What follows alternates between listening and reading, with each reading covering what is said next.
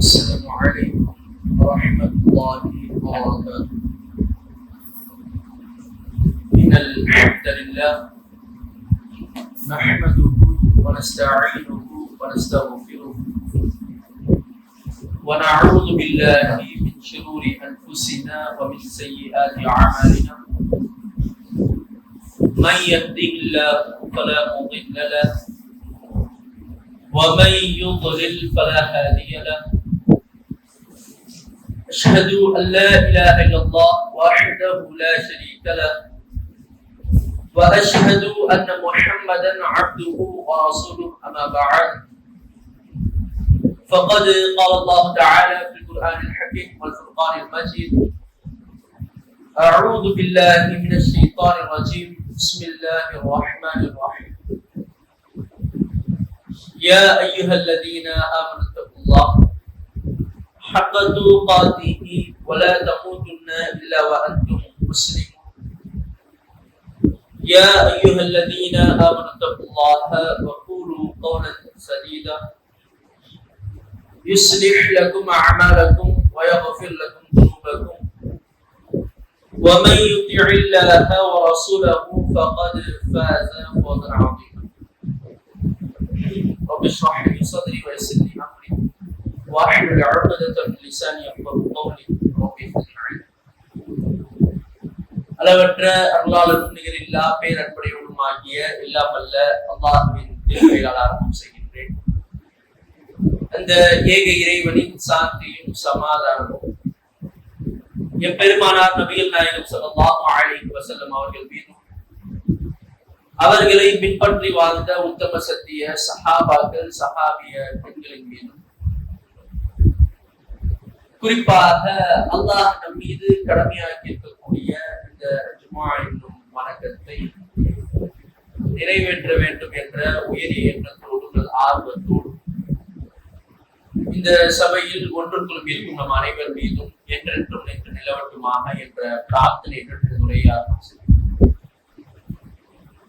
கனி மிகுந்த எல்லாம் அல்ல அல்லாஹ்வின் நல்லடியார்களே, சகோதரர்களே, சகோதரிகளே, தாய்மார்களே,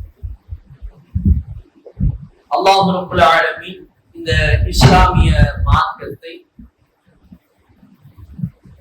தனது பொருந்திய மார்க்கமாக அல்லாஹ் ஏற்றுக்கொண்டான்.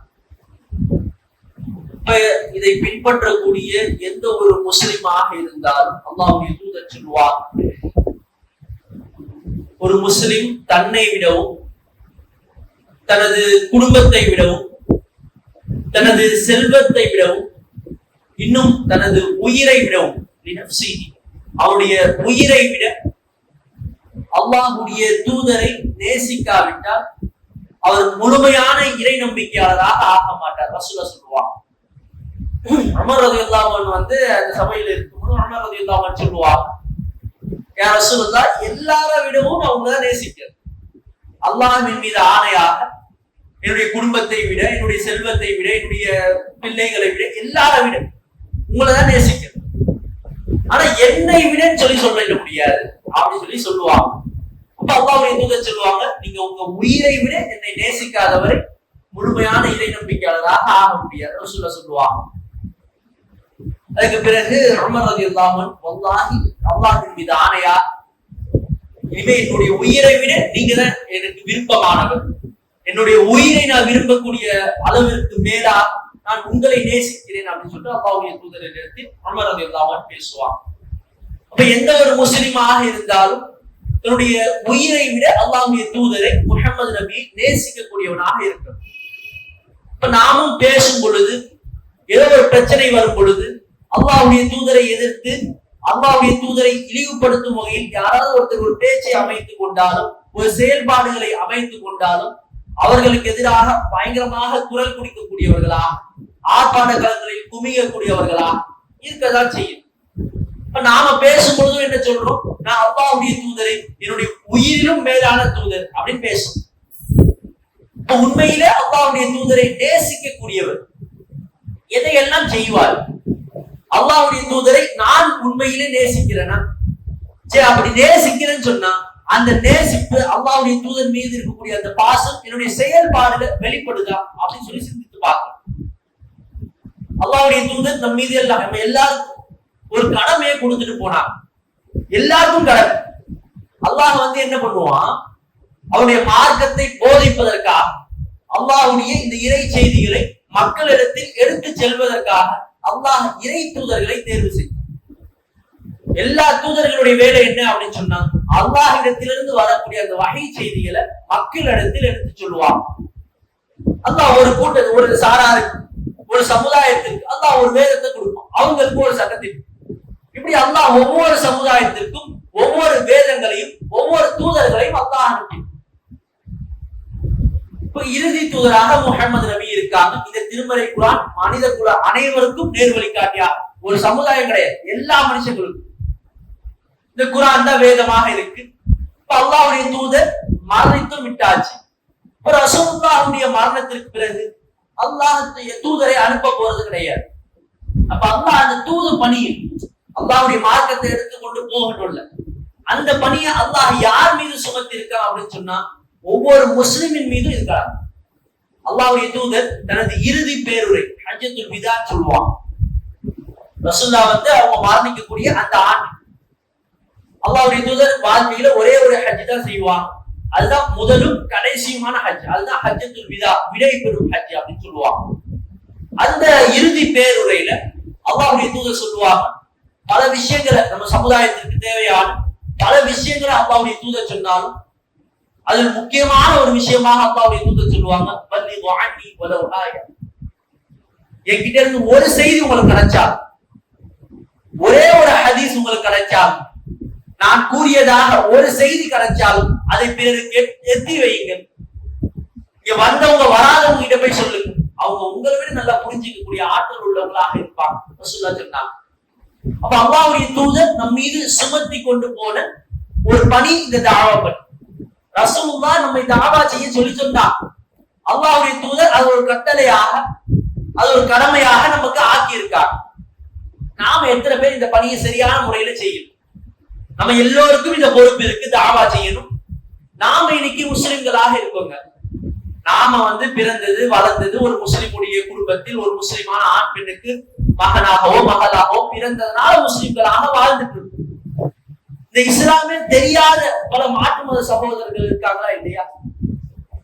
அல்லாஹ்வுடைய தூதர் நமக்கு ஒரு கடமையை கொடுத்துட்டு போயிருக்காங்க, ஒரு பொறுப்பை கொடுத்துட்டு போயிருக்காங்க. அதை நாம சரியான முறையில ஒரு வாய்ப்பு கிடைக்கும் பொழுது இந்த இஸ்லாத்தை எடுத்து சொல்லக்கூடியவர்களா, அல்லாஹ் சொல்லக்கூடிய இந்த சட்ட திட்டங்களை பிற மதத்தவர்களுக்கு எடுத்து சொல்ல பேசுறோம். நமக்கு நண்பர்கள் இருக்காங்க, நண்பர்கள் வட்டாரம் பலர் இருக்காங்க, மாற்று மத சகோதரர்களோட உறவாடுறோம், எல்லாம் செய்யணும். சரி, அல்லாஹ்வுடைய தூதரை பற்றி இஸ்லாத்தை பற்றி பேசுறோமா? அப்ப பேசக்கூடிய அல்லாஹ்வுடைய தூதர் நமக்கு ஒரு கடமையா? நான் ரசூலுல்லாஹ்வை நேசிக்கிறேன். அப்ப ரசூலுல்லாஹ் நம் மீது சுமத்திய ஒரு பொறுப்பை நான் சரியான முறையில செய்கிறேன். ஒரு சின்ன அளவுல, ரொம்ப பெரிய அளவுல ரசூலுல்லாஹ் செய்த மாதிரி அந்த தாவா பணிகள், அல்லாஹ்வுடைய தூதர் அடிப்பட்ட மாதிரி அந்த அதி உடை, அதெல்லாம் வராம சின்ன அளவிலால் தாவா பணி நாம செய்கிறோமா? ஒரு சிந்தித்து பார்த்தோம் அப்படின்னா ஒரு கேள்விக்குறியாக தான் நிற்கும். அதே போல அல்லாஹ்வுடைய தூதர் அந்த கடைசி நேரத்தில் ரசூலுல்லாஹ் மரணிப்பதற்கு ஒரு சில நாட்களுக்கு முன்னால் அல்லாஹ்வுடைய தூதருக்கு கடுமையான காய்ச்சல் ஏற்படும். அந்த காய்ச்சலினால் அல்லாஹ்வுடைய தூதரால் ரொம்பவும் சிரமப்படுவான். கடைசியாக மகரிபுடைய தொழுகையை ரசூலுல்லாஹ் தொலை வைத்துட்டு சூரத்துல் முர்சலாத்தெல்லாம் ஓதி தொலை வைப்பான். தொலை வச்சுட்டு ரசூல் ஸல்லல்லாஹு அலைஹி வஸல்லம் வீட்டுக்கு திரும்புவான். ரசூலுல்லாஹ்வுக்கு பயங்கரமான தலைவலி, பயங்கரமான காய்ச்சல் அடி. அல்லாஹ்வுடைய தூதரால எதுவுமே முடியாது. எழுந்து நடக்கக்கூட ஐஷாவுடைய வக்துக்கு மக்கள் அழைப்பாங்க ரசூலுல்லாஹ். அல்லாஹ்வுடைய தூதர் ஆயிஷா ரலியல்லாஹு அன்ஹா வீட்டுல இருப்பாங்க. ரசூலுல்லாஹ் எழுந்து போகலான்னு பார்ப்பாங்க, மயக்கம் அடித்து விழுந்துருவாங்க. ரொம்ப காய்ச்சல் தாங்க முடியல, ரொம்ப உடம்பு சரியில்லாம அல்லாஹ்வுடைய தூதர் கடுமையான வேதனையில் இருக்காங்க. ரசூலுல்லாஹ் மயக்கம் அடைந்து விழுந்துடுறாங்க. ஒரு சிறிது நேரம் கழித்து அல்லாஹ்வுடைய தூதருக்கு மயக்கம் தெரியுது. முழித்த உடனே அல்லாஹ்வுடைய தூதர் கேட்பாங்க ஆயிஷா ரலியல்லாஹு அன்ஹா பார்த்து, ரசூலுல்லாஹ் மக்கள் தொழுதுட்டாங்களா? அல்லாஹ்வுடைய தூதர் கடுமையான வேதனையில் இருக்காங்க. முழிக்கும் பொழுது, அந்த மயக்கத்துல இருந்து ரசூலுல்லாஹ் விழிக்கும் பொழுது முதல்ல கேட்கறது என்ன? மக்கள் ஐஷாவுடைய தொழுகையை தொழுதுட்டாங்களா? இல்லையா ரசூலுல்லாஹ் அவங்களுடைய வருகைக்காக காத்திருக்காங்க. அல்லாஹ்வுடைய தூதர் தலையில தண்ணீரை ஊற்றிய பிறகு எழுந்து போறதுக்காக முனைவார். எழுந்து தொழுகைக்காக ரசூலுல்லா விரைவார். ரசூலுல்லா தொழுகைக்காக போக முடியாது. ரசூலுல்லா அப்படியே மயக்கம் அடித்து விழுந்துருவார். திரும்பவும் அல்லாஹ்வுடைய தூதர் மயக்கத்திலிருந்து விழிப்பார். முதல்ல ரசூலுல்லா கேட்பாங்க, மக்கள் தொழுதுட்டாங்களா? மக்கள் தொழுலையா ரசூலுல்லா? உங்களுடைய வருகைக்காக காத்திருக்காங்க. ஆயிஷா ரலியல்லாஹு அன்ஹா சொல்லுவாங்க, திரும்பவும் தலையில தண்ணீரை ஊற்றிய பிறகு அல்லாஹ்வுடைய தூதர் எழுந்து போகலாம் குறைவார். திரும்பவும் மயக்கம். இப்படி 3 முறை நடக்கும். 4வது முறை அல்லாஹ்வுடைய தூதர் விலகிப்பார். நம்மளால எழுந்து போக முடியாது. விலகிப்பார். எழுந்து நடக்க கூட முடியாத சூழலில் அல்லாஹ்வுடைய தூதர் தன்னுடைய தோழர்கள் தன் தோள் மீது இந்த கைகளை போட்டு அந்த கட்ட விரல்கள் அந்த தரையில அது கோடு போட்டவர்களாக, அந்த மண்ணில் கோடு போட்டவர்களாக ரசூலுல்லாஹ் தொழுகைக்கு போனாங்கன்ற ஹதீஸ்கள் நமக்கு தெரியும். அல்லாஹ்வுடைய இறுதி நேரத்துல கூட ரசூலுல்லாஹ் மக்கள் தொழுகணும். ரசூலுல்லாஹ் ரொம்ப சந்தோஷப்படுவாங்க. ரசூலுல்லாஹ் இப்ப தொழுக முடியல, அபூபக்கர் தொழ வைக்கிறேன்னு சொல்லி ரசூல் ஸல்லல்லாஹு அலைஹி வஸல்லம் சொல்லிடுவாங்க. அபூபக்கர் சித்திக் ரலியல்லாஹு அன்ஹு தொழ வைப்பாங்க. ரசூலுல்லாஹ்வுக்கு கொஞ்சம் உடல்நிலை சரி வர மாதிரி இருக்கும். அப்ப அல்லாஹ்வுடைய தூதர் அவங்களுடைய வீட்டுல இருந்து திரையை விலக்கி பார்த்தா மஸ்ஜித் நபவி தெரியும். சரியா? ரசூலுல்லாஹ்வுடைய வீடும் மஸ்ஜித் நபவியும் ஒன்றாக இருக்கும். ஒரு திரையை விலக்கி பார்த்தா ரசூலுல்லாஹ்வுடைய மஸ்ஜித் நபவி தெரியும். ரசூலுல்லாஹ் திரையை விலக்கி பார்க்கிறாங்க. ரசூலுல்லாஹ் இங்க எதை பார்த்து சந்தோஷப்படுறாங்க அப்படின்னா, மக்கள் ஒருத்தருக்கு ஒருத்தர் சண்டை போடுறதை பார்த்து கிடையாது. அல்லாஹ்வுடைய தூதர் இங்க சந்தோஷம். அந்த கடைசி நேரத்துல கூட பல வழிகள் இருந்தாலும் அல்லாஹ்வுடைய தூதர் மக்களை பார்த்து சந்தோஷப்படுறாங்க. ஏன் அப்படின்னு சொன்னா, மக்கள் அல்லாஹ்வுடைய தூதர் திரையை விலக்கி பார்க்காம அபூபக்கர் சித்திக் தொலை வச்சுட்டு இருக்காங்க. பின்னாடி மக்கள் தொழுதுட்டு இருக்காங்க. அல்லாஹ்வுடைய தூதர் உணர்றாங்க, இந்த முஹம்மது நபி இல்லைனா நான் இந்த சமுதாயத்துல தொலை வைக்கிறேன். எனக்கு பின்னால் அல்லாஹ்வை வணங்குவதற்கு, அல்லாஹ்வை தொழுவதற்கு நான் ஒரு சமுதாயத்தை உருவாக்கிட்டு போயிட்டேன். அல்லாஹ்வுடைய தூதர் சந்தோஷப்பட்டான். சிந்திச்சு பாருங்க, இன்னைக்கு பல பள்ளிவாசல்கள் ரொம்ப கஷ்டமான ஒரு சூழல். வெளியே போய் சொல்வதற்கு அசிங்கமா பல பள்ளிவாசல்கள்ல இகாமத் சொல்வதற்கு ஆளு. ஃபஜ்ருடைய தொழுகைக்கு போய் பாருங்க, இகாமத் சொல்றதுக்கு ஆளு. ரசூலுல்லாஹ் என்னுடைய சமுதாயம் தொழக்கூடியவர்களாக இருக்காங்க. நான் மரணித்தாலும் அல்லாஹ்வை தொழக்கூடியவர்களாக என்னுடைய சமுதாயம் இருக்கு. அல்லாஹ்வுடைய தூதர் சந்தோஷப்பட்டாங்க. நம்முடைய சமுதாயத்தை பார்த்த அல்லாஹ்வுடைய தூதரை நேசிக்கிறோம் சொல்றோம். ஒரு தூக்கத்தை அல்லாஹ்வுடைய தூதருக்காக தியாகம் செய்யும். உயிரிலும் மேலாக நேசிக்கும். உயிரை கூட ஒரு தூக்கத்தை கொடுக்க மாட்டோம். அதுதான் ஆசைப்பட்டாங்க. கடைசி நேரத்துல கூட அல்லாஹ்வுடைய தூதர் எப்படி நம்ம சொன்னாங்க, ரொம்ப அந்த கடைசி நாள்ல ரசூலுல்லாஹ்வுடைய கடைசி உபதேசமா இந்த தொழுகையை பிடிச்சுக்காங்க. ரசூலுல்லாஹ் சொன்னாங்க, அல்லாஹ்வுடைய தூதரை நேசிக்கிறோம்னு சொல்றோம், எல்லாத்தை விட நேசிக்கிறேன்னு சொல்றோம். ஆனா அல்லாஹ்வுடைய தூதர் எதை ஆசைப்பட்டாலும், நம்மிடத்தில் எதை எதிர்பார்த்தாலும் அது நம்ம இடத்தில் இல்லை. தாவா பண்ணி நம்ம இடத்தில் இல்லை, தொழுகை நம்ம இடத்தில் இல்லை. எல்லாரையும் சொல்லல. சில மக்கள் சிந்திக்கும், நாம தொழுகல அப்படின்னு சொன்னா, நான் அல்லாஹ்வுடைய ஒரு ஆர்ப்பாட்டம் சொன்னா நான் முன்னாடி வந்து நிற்பேன், ஒரு போராட்டம் சொன்னா நான் முன்னாடி வந்து நிற்பேன். தொழுகையா பின்னாடி தொழுதுகலாம். அப்படி இருக்கக்கூடியவர் உண்மையில அல்லாஹ்வுடைய தூதரை நேசிக்கிறார்னு அர்த்தமா? நேசித்தால் எதில் நேசத்தை காட்டணும்? ஆர்ப்பாட்டங்களும் போகணும். ரசூலுல்லாஹ்வை பத்தி ஒருத்தர் இழிவுபடுத்தி பேசிட்டான் அப்படின்னு சொன்னா அவனுக்கு என்ன பேசதான் செய்யணும். அதுல மாற்றுக்கிறதே கிடையாது. ஆனா எல்லாத்துக்கும் முதன்மையா எதை முன்னிலைப்படுத்தணும்? அல்லாஹ்வுடைய தூதர் எதை முன்னிலைப்படுத்தினா? அவனுடைய மரண தருவாயில கூட ரசூலுல்லாஹ் தொழுகைன்னு பேசுறாங்க. இன்னைக்கு பார்க்கணும், தொழுகையே இல்லாம பல முஸ்லிம்கள் இருக்காங்க. இல்லப்பா நானா சரியான முறையில தொழுதுருவேன். அப்ப அவர்கள் ஏன் தொழுகல்? அவங்க கிட்ட போய் நம்ம பேசணுமா? பல முஸ்லிம்கள் தர்காவுக்கு போயிட்டு அல்லாஹ்வை அல்லாத மகான்களை அழைக்கிறோம், நல்லவர்களை அழைக்கிறோம், பேசிட்டு இருக்காங்க. நிறைய பேர் தௌஹீத் கொள்கைக்குள்ள வந்துட்டாங்க. ரொம்ப சொற்பமான நபர்கள், நமக்கு நாமே சொல்லிக் கொள்ளக்கூடிய சமாதானம். நம்ம ஷைத்தான் அப்படிதான் ஏமாத்துவோம். நிறைய பேர் தௌஹீதுக்குள்ள வந்துட்டாங்க. யாருமே இணைப்பில் இல்லை. அப்ப தர்காவுல போய் முட்டி கொண்டிருப்பவர்களா யாரு? அல்லாஹ்வுடைய தூதர் அதை கூட எச்சரிக்கிறார். ரசூலுல்லாஹ் தனது இறுதி நேரத்துல லஅனல்லாஹு யஹூத வன் நஸாரா, அல்லாஹ் யஹூதிகள் மீதும் நசரானிகள் அதாவது யூத கிறிஸ்தவர்கள் மீது அல்லாஹ் சாபத்தை இறக்கட்டும், அவங்க நாசமாவும் ரசூலை சபிக்கிறான். எதற்காக?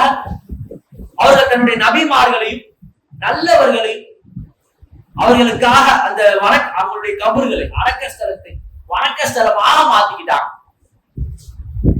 தர்காக்கள்லாம் என்ன? நல்ல அடியார்களுக்கு நாங்க கபரை கட்டுறோம், அந்த தர்காவில் போயிட்டு அவர்களிடத்தில் பிரார்த்தனை செய்வது,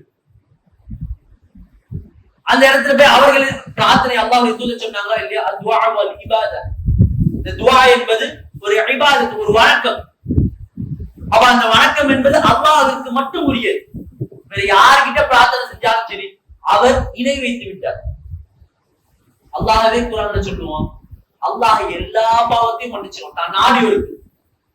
வல்லாஹு யக்ஃபிரு லிமன் யஷா. அல்லாஹ் யாருக்கு நாடுறானோ அவர்களுக்கு மற்ற எல்லா பாவத்தையும் மன்னிச்சிருவான். இணை வைப்பப்பட்டு அல்லாஹ் மன்னிக்கவே மாட்டான்.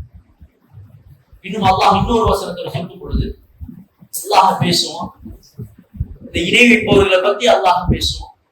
ஃபக்கத் ஹர்ரமல்லாஹ், அல்லாஹ் அவர்களுக்கு ஹராமாக்கி தடை செய்யப்பட்டதாக ஆக்கினான். இலகிய அல்லாஹ் அவர்களுக்கு சொர்க்கத்தை தடை செய்யப்பட்டதாக ஹராமாக்கியதாக ஆக்கினான். பாவம் செஞ்சவங்களை கூட அல்லாஹ் என்ன பண்ணுவான், ஒரு சில காலம் நரகத்தில் அல்லாஹ் போட்டு வாட்டி அவர்கள் செய்த அந்த பாவத்திற்கு ஏற்ப அல்லாஹ் அவர்களுக்கு தண்டனையை கொடுத்து அதற்கு பிறகு சொர்க்கத்துக்கு அல்லாஹ் அனுப்புவான். ஆனா இந்த இணையை வைக்கக்கூடிய இந்த சிற்கை வைத்து ஒருத்தர் மரணித்துட்டாரு அப்படின்னு சொன்னா அவரை அல்லாஹ் சொர்க்கத்தை ஹராமாக்கிடுவான். ஹாலிதீன ஃபீஹா அபதா, நரகத்திலே நிரந்தரமாக இருப்பார். அல்லாஹ் குர்ஆன்ல சொல்றான். அல்லாஹ்வுடைய தூதர் இதை எதிர்ப்பதற்காக தான் அல்லாஹ்வுடைய தூதர் வந்தார். அல்லாஹ்வே குர்ஆன்ல சொல்றான். இன்னைக்கு நம்முடைய சமுதாயம் எந்த நிலையில இருக்காங்களோ அதே நிலையில தான் அன்னைக்கு அந்த மக்களுக்கு ஆபிர்களும் இருந்தாங்க. அல்லாஹ் தன் திருமறையில பேசணும், ரசூலுல்லாஹ் கிட்ட அல்லாஹ் கேட்க சொல்லுவோம்,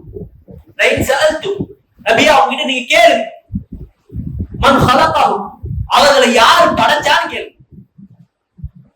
இன்னைக்கு நம்ம மக்கள் என்ன சொல்லுவாங்க? முஸ்லிம்கள்ல இருக்கக்கூடியவர்கள், இணை வைக்கக்கூடியவர்கள், தர்காவுக்கு செல்லக்கூடியவர்கள், மௌலிதை ஓதக்கூடியவர்கள் என்ன சொல்லுவாங்க? நம்ம கேட்டோம் என்ன சொல்லுவோம்? உங்களை யாருப்பா படைச்சா? அல்லாஹ் தான் படைச்சான். இப்படிதான் அந்த மக்களுக்கு காஃபிர்களும் சொன்னாங்க. அல்லாஹ்வே குர்ஆன்ல பேசுறான். நபி அவங்க கிட்ட கேளுங்க, லைன் சஅல்துஹு, அவங்க கிட்ட நீங்க போய் கேளுங்க, மன் ஹலகஹு, அவங்களை யார் படைச்சான்னு கேளுங்க. அவங்க பதில் சொல்லுவாங்களா, லா யகூலன் அல்லாஹ், இவங்க படைச்சது அல்லாஹ் தான் சொல்லுவாங்க. இவங்க எப்படி சொல்றாங்களோ அதே போலதான் அவங்களும் சொல்லுவாங்க. அந்த மக்கத்து காபிர்களும் என்னுடைய இறைவன் யார் நினைச்சிட்டு இருந்தான்? அல்லாஹ் தான் நினைச்சிட்டு இருந்தான். அப்ப ஏன் அல்லாஹ் அவர்களை குல்லியாயும் காபிரும் கிட்ட போய் பேசுங்க, முஷ்ரிக் கிட்ட போய் பேசுங்க, ரசூலுல்லாஹ் கிட்ட சொல்லுவாங்கல்ல, அந்த வசனங்கள்லாம் தெரியும்ல. இப்ப அல்லாஹ்வை தான் வணங்குறாங்க, சரி, அல்லாஹ் தான் என்னுடைய இறைவன் சொல்றாங்க, சரி, அவர்களை தான் அல்லாஹ் என்ன சொல்றான்? காபிர்கள் சொல்றாங்க. அவர்களை தான் அல்லாஹ் என்ன சொல்றான்? முஷ்ரிக்கள் சொல்றான். இணை வைப்பவர்கள், இறை மறுப்பாளர்கள், அவங்கதான் நிரந்தர நரகத்துல இருப்பாங்க. அல்லாஹ் பேசுறாங்க. ஏன் பேசுறான்? அல்லாஹ் அடுத்த வசனத்துல பேசும். அவங்க என்ன பண்றாங்க? அல்லாஹ்விடத்தில் இவர்கள் சிபாரிசு செய்வாங்க. வலா யம்லிகுல்லதீன், அவங்க என்ன சொல்றாங்கன்னா, யதுஊன மின் தூனி, அல்லாஹ்வை தவிர அல்லாஹ் கிட்ட தான் கேட்கிறாங்க. இவங்க அல்லாஹ்விடத்தில் எனக்காக சிபாரிசு செய்வாங்க. இந்த லாத் என்ற இந்த விஷயம், இந்த கடவுள் எனக்கு அல்லாஹ்விடத்தில் சிபாரிசு செய்வாங்க. இப்ராஹிம் நபி ஸல்லல்லாஹு அலைஹி வஸல்லம் நபி தானே, நபியுடைய சில நல்ல அடியார். இவருக்கு பேசினா அல்லாஹ் கேட்பாங்க.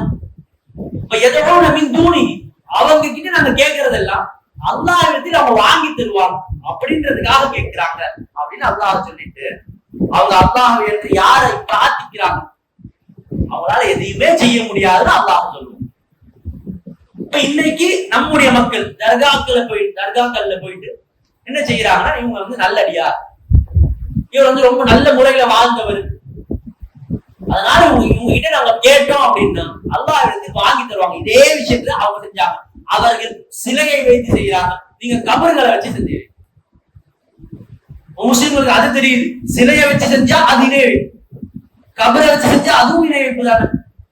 அவங்க செய்த அதே காரியம், மெட்டீரியல் வேற, பொருள் வேற, எல்லாத்தையும் இதை வேற இருக்கிற ரசூலா வந்தா அவங்க செஞ்சுட்டு இருந்த இந்த சிலை வழிபாட, இதை இணை வைப்ப ஒழிப்பதற்காக அல்லாஹ்வுடைய தூதர் வந்தாங்க. அல்லாஹ்வுடைய தூதர் அவர்களுடைய காலகட்டத்துல வென்றெடுத்தாங்க முஸ்லிம்களை. நாமெல்லாம் இன்னைக்கு முஸ்லிம்களாக இருக்கோம்னு சொன்னா ரசூலுல்லாஹ் அதற்கு காரணம், வேற யாருக்கும் காரணம் கிடையாது.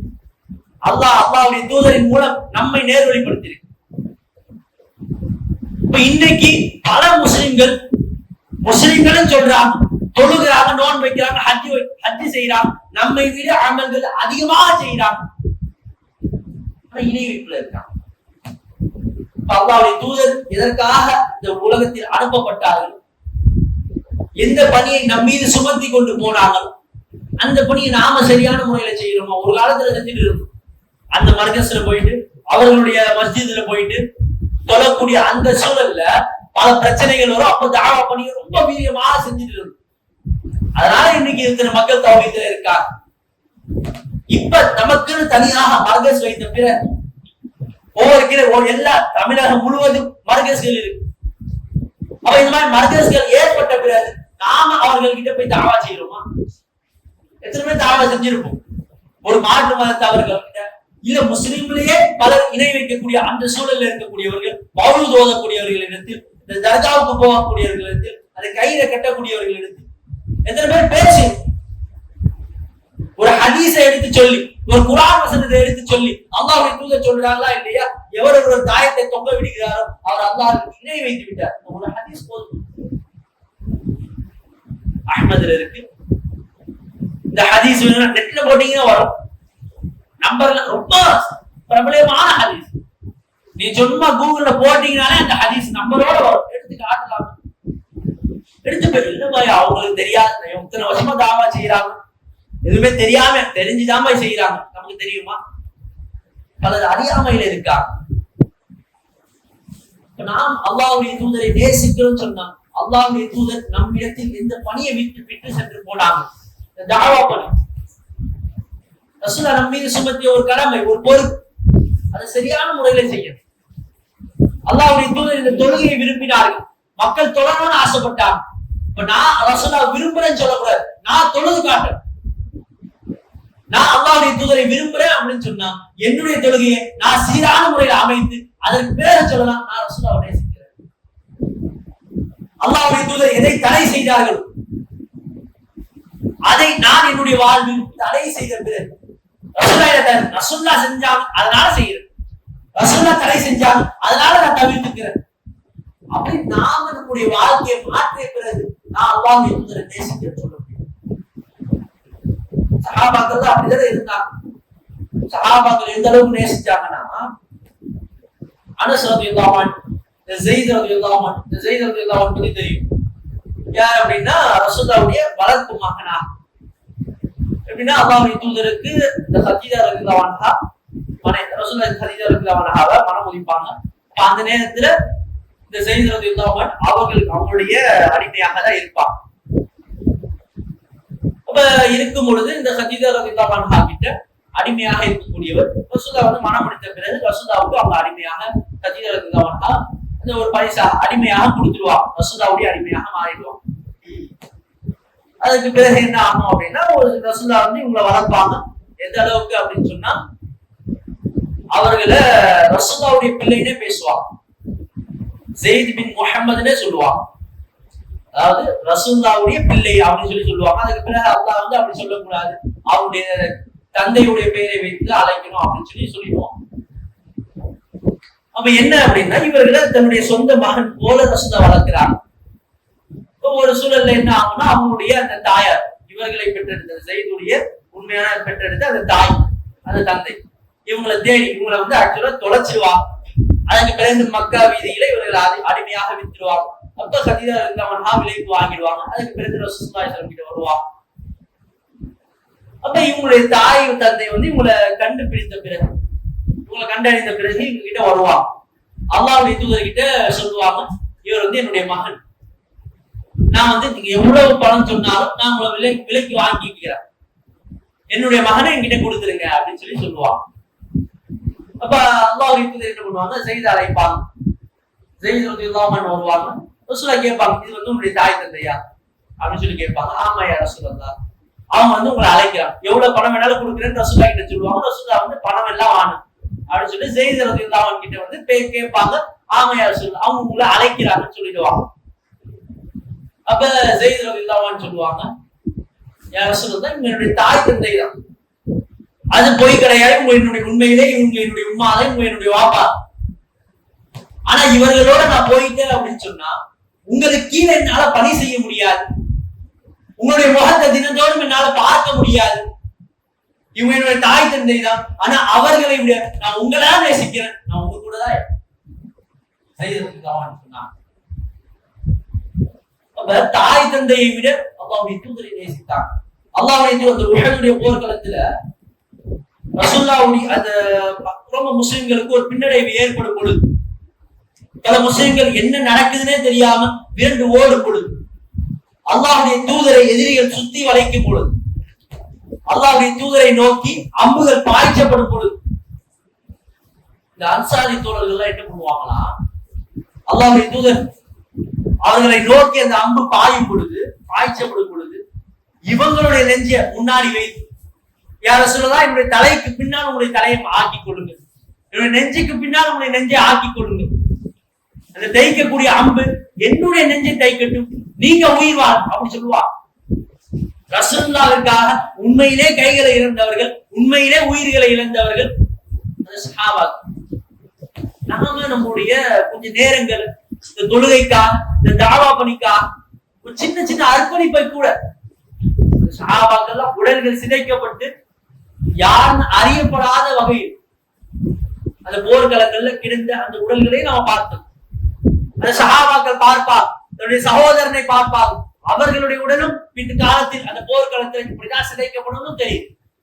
இருந்தாலும் இந்த இஸ்லாத்திற்காக இந்த அளவுக்கு அந்த அர்ப்பணிப்புகளை செஞ்சாங்க. அல்லாஹ்வுடைய தூதர் நாம நேசிக்கிறோமோ இல்லையோ, அல்லாஹ்வுடைய தூதர் நம்மை நேசித்தார்.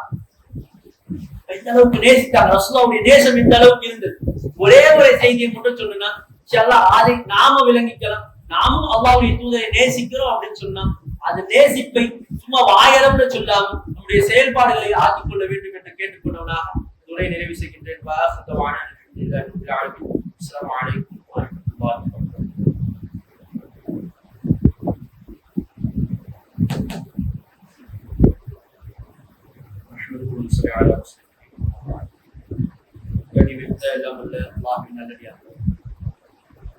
அல்லாஹ்வுடைய தூதர் தன்னுடைய சஹாபாக்களிடத்தில் பேசும்போது உஹதுடைய மைதானத்தில் போவாங்க. அப்ப அல்லாஹ்வுடைய தூதர் அழ ஆரம்பிச்சுக்குவாங்க. அப்ப சஹாபாக்கள் கேட்பாங்க, யார் சொல்ல எதற்காக அழுறீங்க அப்படின்னு கேட்கும் பொழுது, நான் என்னுடைய சகோதரர்களை நினைத்து பார்த்தேன், அதுக்காக அழுகிறேன் அப்படின்னு சொல்லி ரசூலுல்லாஹ் வந்து சொல்லுவாங்க. அப்ப யார் சொல்லா, நாங்க தானே உங்களுடைய சகோதரர்கள், நீங்க எங்களை நினைச்சுதான் அழுகிறீங்களா அப்படின்னு சொல்லிட்டு சஹாபாக்கள் கேட்பாங்க. அப்ப அல்லாஹ்வுடைய தூதர் சொல்லுவாங்க, அன்தும் அஸ்ஹாபி, நீங்க என்னுடைய தோழர்கள். நான் பேசக்கூடியது இஹ்வானி, நான் என்னுடைய சகோதரர்களை பத்தி பேசுறேன். சஹாபாக்களை பார்த்து ரசூலுல்லாஹ் சொல்லுவாங்க, நீங்க என்னுடைய தோழர்கள், நான் என்னுடைய சகோதரர்களை பத்தி பேசுறேன், சகோதரர்களை பத்தி பேசுறேன். சஹாபாக்கள் கேட்பாங்க, யார் சொல்ல, யார் அந்த சகோதரர்கள்? பாடி எனக்கு பிறகு அவங்க வருவாங்க, எனக்கு பிறகு அவங்க பிறப்பாங்க, என்னுடைய மரணத்திற்கு பிறகு அவங்க வருவாங்க. அவங்க என்ன நேசிக்கக்கூடியவர்களாக இருப்பாங்க, என்னை நம்பக்கூடியவர்களாக இருப்பாங்க, என்னுடைய வாழ்க்கையை நடைமுறைப்படுத்தக்கூடியவர்களாக இருப்பாங்க. நம்மளை பத்தி பேசுறா, முஸ்லிம்களை பத்தி பேசுறா. அவங்க என்ன ராய்தனி அவங்க என்ன பார்த்திருக்க மாட்டாங்க, ஆனா என்ன நம்பக்கூடியவர்களாக இருப்பாங்க, என்னுடைய வார்த்தையை நம்பக்கூடியவர்களாக இருப்பாங்க, அவருடைய வாழ்வில் என்னுடைய வாழ்க்கையை நடைமுறைப்படுத்தக்கூடியவர்களாக இருப்பாங்க. அவர்களை பத்தி நான் பேசுறேன். ரசூலுல்லாஹ் தன்னுடைய சகோதரர்கள் பேசுறாங்க. இப்ப நாம இன்னைக்கு முஸ்லிம்களாக இருக்கோம்னு சொன்னா நம்முடைய தாய் தந்தை முஸ்லிம்கள். அதனால அந்த சஹாபாக்கள் செய்தது, அந்த இமாம்கள் செய்தாங்க, அவர்கள் செய்தாங்க தாவா பண்ணு. ரசூலுல்லாஹின் மாதிரி நாம தாவா பண்ணி செய்யறோமா? நாம பிற மதத்தவர்கள் கிட்ட இந்த இஸ்லாத்தை எடுத்து சொல்லக்கூடியவர்களாக இருக்கோமா? இல்லமா, எங்களுக்கே தெரியாது. அவங்க கேட்கக்கூடிய அந்த கேள்விகளுக்கு பதில் சொல்ல தெரியாது. தெரியணும், நம்மளுடைய நண்பர்களாக தானே இருப்பாங்க, நம்முடைய சகோதரர்களாக தானே இருக்காங்க. அவர்கள் நேர்வழி பெறணுமா இல்லையா? நமக்கு அல்லாஹ் இந்த இஸ்லாத்தை கொடுத்தது நம் மூலமாக பிறருக்கு நேர்வழி கொடுக்கும். அதற்காக தான் அல்லாஹ் கொடுக்க. அது இல்லாம நம் மூலமாக ஒருவர், ஒரே ஒரு நபர், நம்ம 100 பேருக்கு தாவா செய்யணும், 1000 பேர் அப்படிலாம் தேவை கிடையாது. ஒரு நபர் இஸ்லாத்துக்குள்ள வந்துட்டார், அவர் ஒரு 10 வருஷம் வாழ்றார், ஒரு 5 ஆண்டுகள் அதுக்கு பிறகு வாழ்றாருன்னு.